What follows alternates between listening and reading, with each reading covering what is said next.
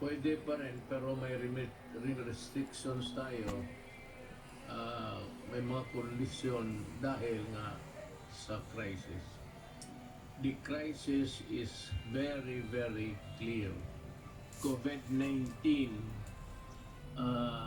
is spreading all throughout the country, including the Philippines.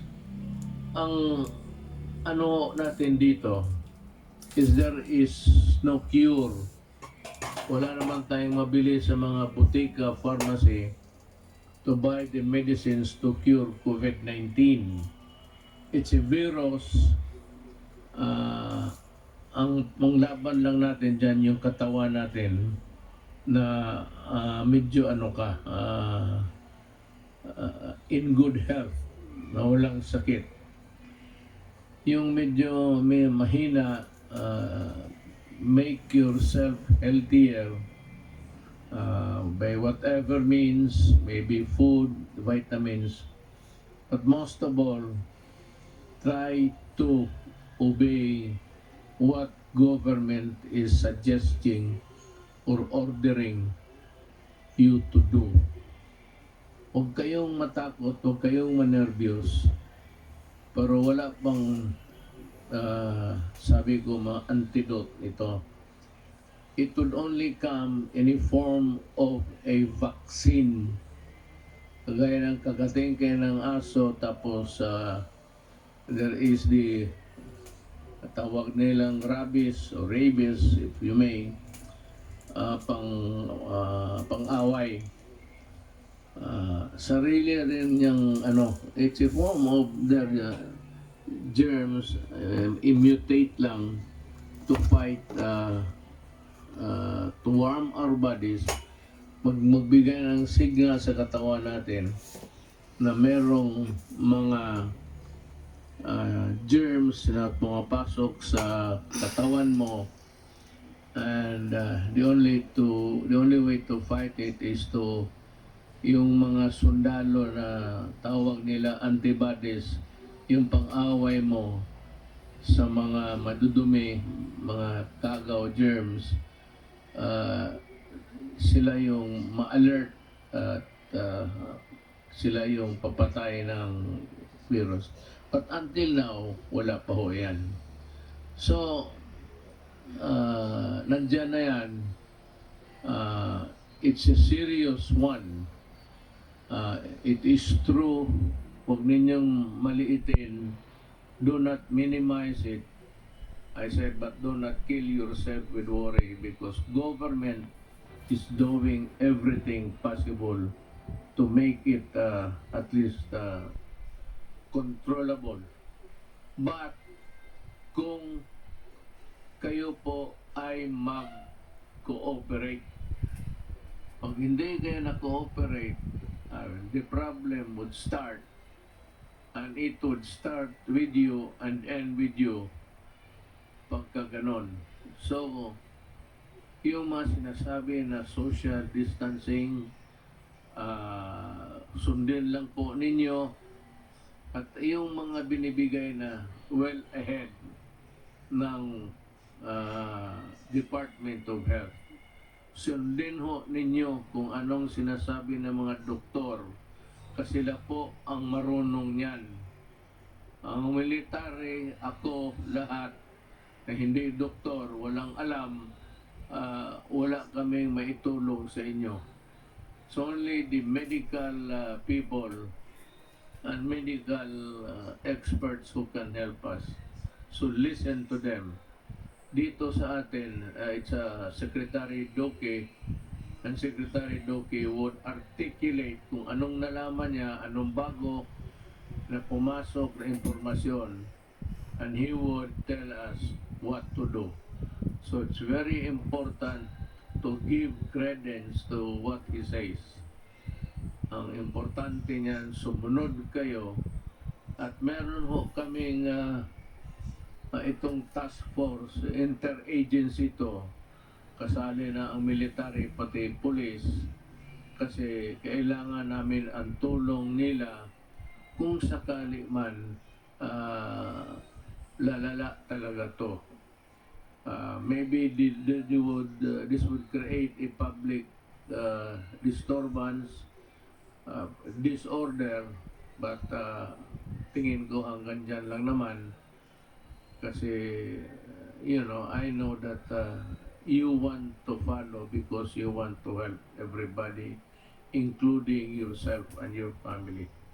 Meron ho kaming resolution ngayon, but maybe I will convert this into an executive order para masunod talaga lahat.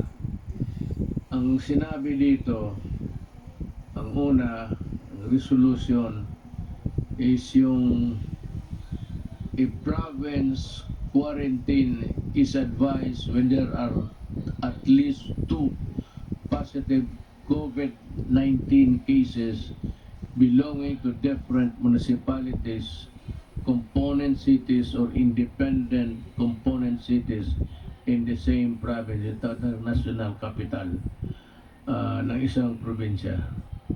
Yun ang definition kung ano yan. Ito namang LGUs which have imposed community quarantine in the respective jurisdiction upon the declaration of the state of calamity shall be allowed to access the equipped relief response. Ang ibig sabihin ho, yung ano ninyo sa probinsya ninyo which you have prepared can now be utilized to the fullest with the help of the national government. Itong isang work in the executive department, yung departamento ko, yung akin, kasi tatlo yan. Department, ang executive department, ako. Then, Congress is another department.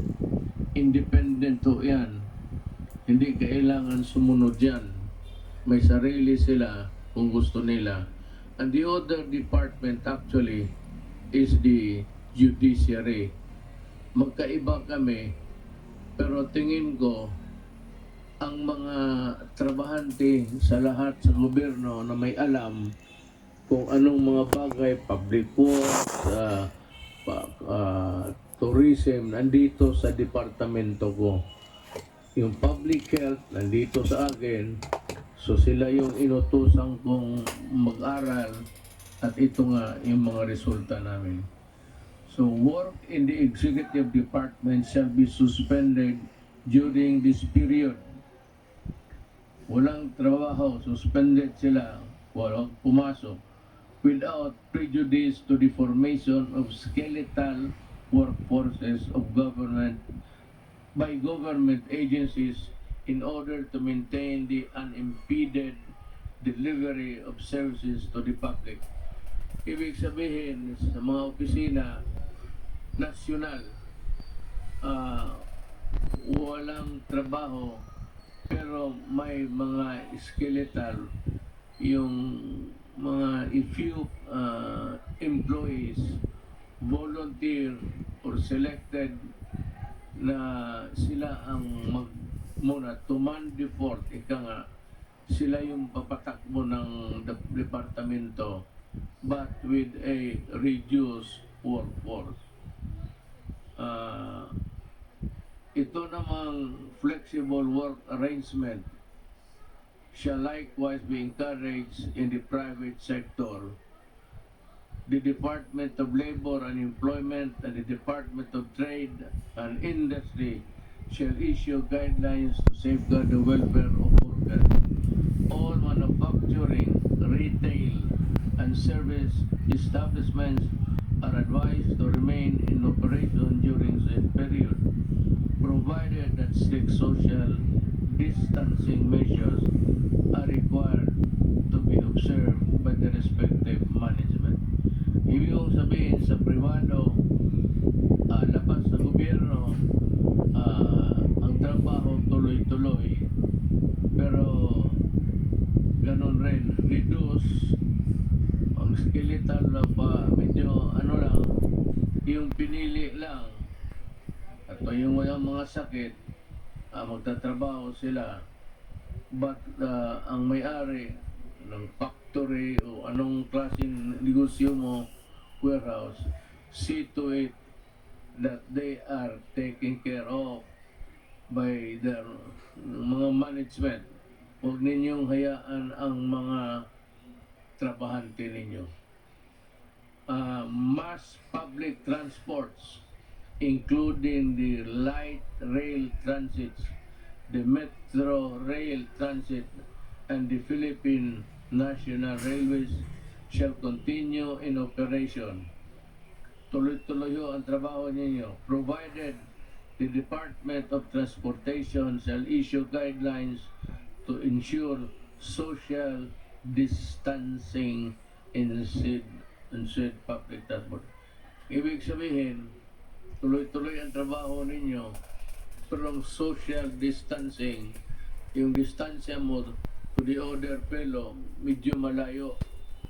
Kasi pag nag-ubo siya, o matching, at least yung germs niya hanggang doon lang, hindi niya maipasa because there is the distance.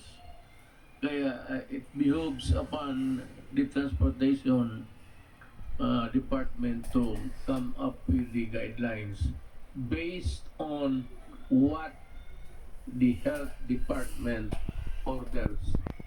Lahat dito po, ang pinaka-importante, pinakatigas, ika nga, ang Department of Health.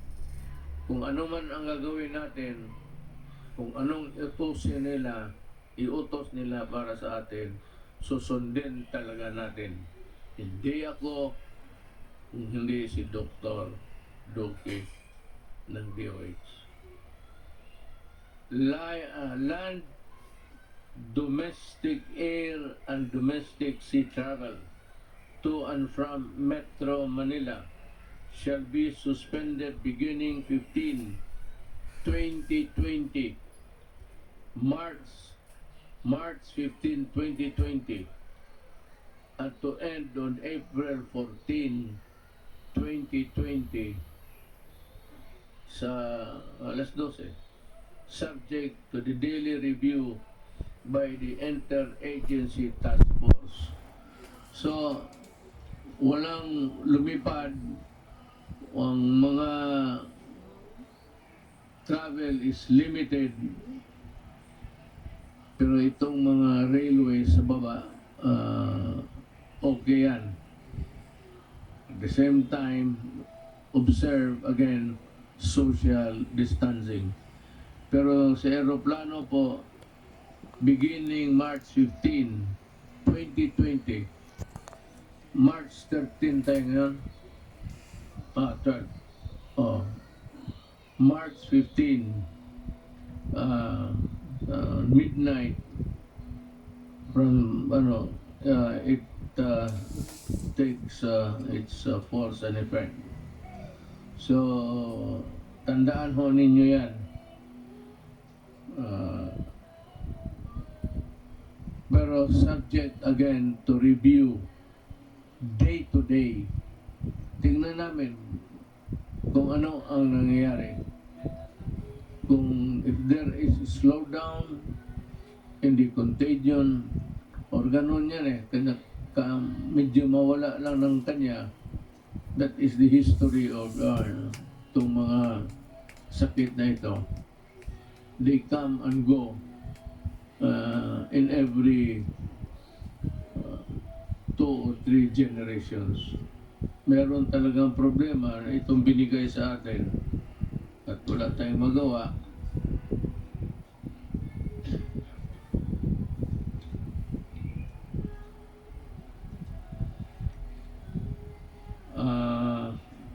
Ito yung talagang trabaho nila. The Code Alert System of COVID-19 Public Health Event is hereby raised to Code Red Sub-Level 2. The Department of Health has to explain to the public itong wherewithals ng Code Red Sub-Level 2, which is the highest sa prescribed ng WHO. Medyo nandito na tayo sa maximum. And it is really for the protection of humanity. The recommendations of the Department of Health Technical Advisory Group imposing stringent social distancing measures in the National Capital Region are adopted for a period of 30 days from the issuance of this resolution with salient points, yung mga importante of which are as follows. Yung mga importante na nakalagay doon sa social distancing measures. The suspension of classes in all levels in Metro Manila is hereby extended until April 12, 2020. It's almost about a month. So walang klase, pwede kayong magbakasyon dyan lang sa bahay. Avoid, I'm sure may mga bagay-bagay dyan sa bahay na hindi pa ninyo nakita. If I were a studente ma rin ako noon, I would avoid yung mga bar, ano dyan, mga nightclub, maraming tao, where people congregate, tapos nandyan malapit kayo. Mag-ubo yung isa, mapasa niya. Pag nakuha mo, nag-ubo ka, pasa mo rin doon sa kabila. So I try to avoid people, crowds. Yun, for your own protection. Huwag kang, may mga tao kasi na magsabi, wala yan. Kung patay ka, patay. Tama. Pero kung patay ka rin talaga. Wala rin tayong magawa. So, kaawa naman ang nanay pati tatay ninyo. So, better just stay within the premises of the house. If I were you,